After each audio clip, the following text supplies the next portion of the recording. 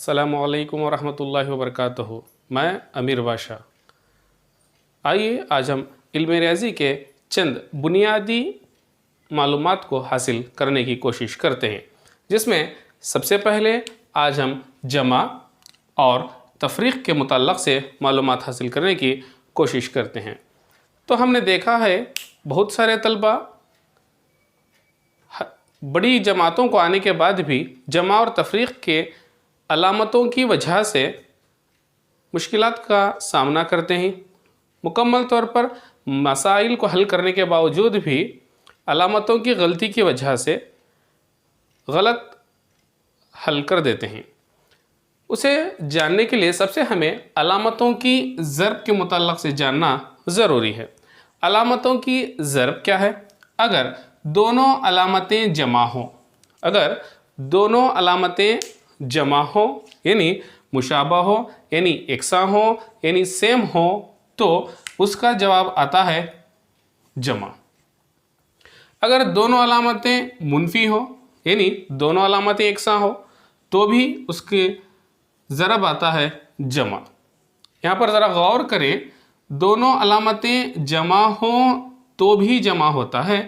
अगर दोनों अलामतें मुनफी हों, तफरीक़ की अलामतें हों, तो भी जमा होता है।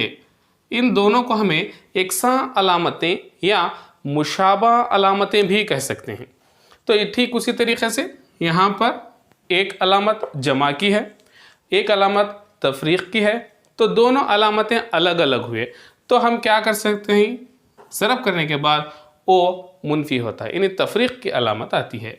यहाँ पर भी ठीक उसी तरीक़े से यहाँ पर भी मुनफी की अलामत है, यानी माइनस, यहाँ पर प्लस क्या होता है? माइनस होता है। इन अलामतों की ज़रब को जानना निहायत ही ज़रूरी है। और एक मरतबा मैं दोहराता हूँ, अगर दोनों अलामतें एकसा हों, दोनों अलामतें एकसा का मतलब ये हुआ या दोनों अलामतें जमा हो या दोनों अलामतें मुनफी हो, तफरीक़ की हो, तो इसका ज़रब जमा आता है। अगर दोनों अलामतें अलग अलग हो, एक अलामत जमा है और एक अलामत मुनफी है, तो उसका ज़रब भी मुनफी होता है, यानी तफरीक़ होता है। प्लस इंटू प्लस प्लस होता है, माइनस इंटू माइनस प्लस होता है। प्लस इंटू माइनस यानी अलग अलग अलामतें, तो माइनस होता है। माइनस इंटू प्लस क्या होता है? माइनस होता है। तो इन अलामतों की ज़रब को हमें जानना निहायत ही ज़रूरी है। अब आइए हम जमा कैसे करते हैं। जमा करने के दौरान हमारे तलबा बहुत सारी गलतियों को करते हैं। अब उन गलतियों को दूर करने के लिए हम 3 उसूलों के तहत अगर हल करेंगे तो हम बआसानी उसे हल कर सकते हैं। पहला उसूल यह है, अगर अलामतें यकसा हों, यकसा यानी सेम हो, जैसा कि यहाँ पर बताया जा रहा है, दोनों अलामतें सेम हो, यकसा हो, तो क्या कर सकते हैं? दोनों को जमा करें। दूसरा उसूल यह है, अगर अलामतें अलग अलग हो यानी डिफरेंट हो, if the symbols are different, then क्या कर सकते हैं? हमें तफरीक़ कर सकते हैं। आइए इन 2 उसूलों का इस्तेमाल करते हुए सबसे पहले जमा करें। तो सबसे पहले यहाँ पर जमा 2 और जमा 3 को हमें जमा करना है। यहाँ पर दरमियान में एक खौस जो दिख रहा है, इसे हम ज़रब कहते हैं।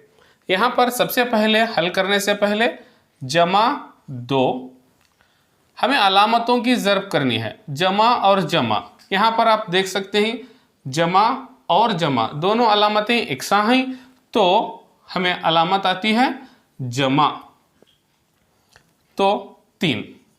अब आप देख सकते हैं, क्या पहला उसूल अमल में आप इस्तेमाल कर सकती हैं, क्या दूसरा उसूल इस्तेमाल कर सकते हैं?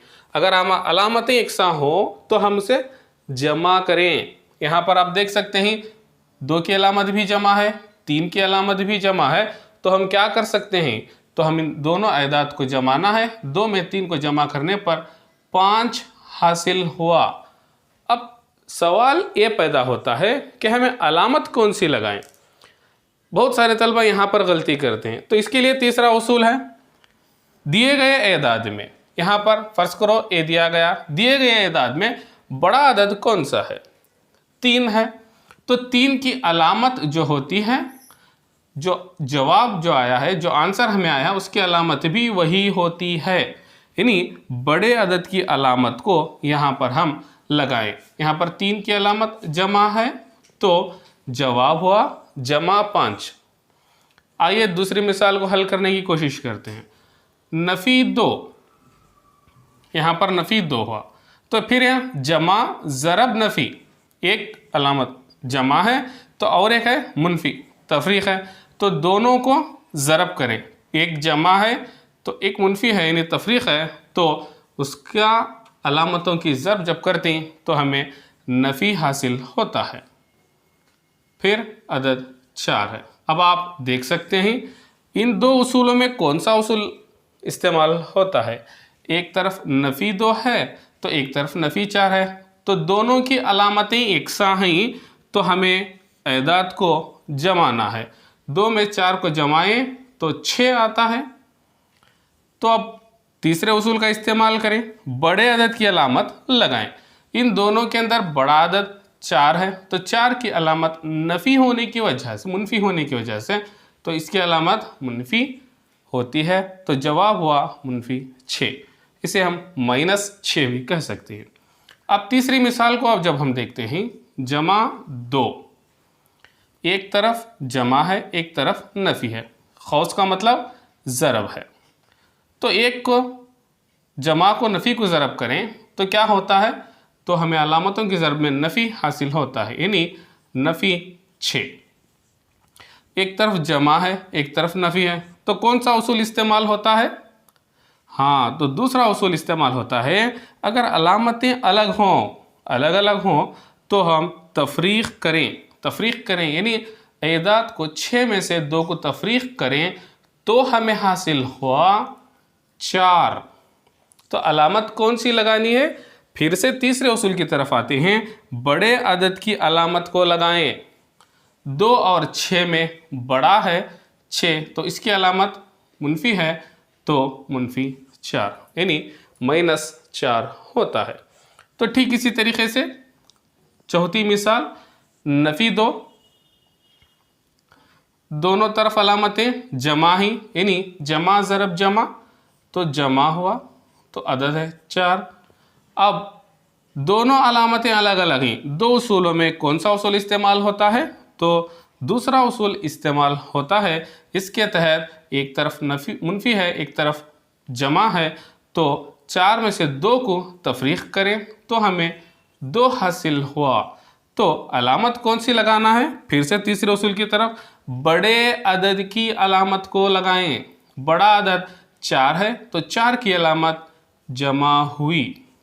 इस तरीके से अगर हम तमाम तलबा इसकी मश्क करेंगे तो आगे चलकर हमें कोई भी मुश्किलात का सामना नहीं करना पड़ेगा इंशाअल्लाह। जज़ाकल्लाह खैर।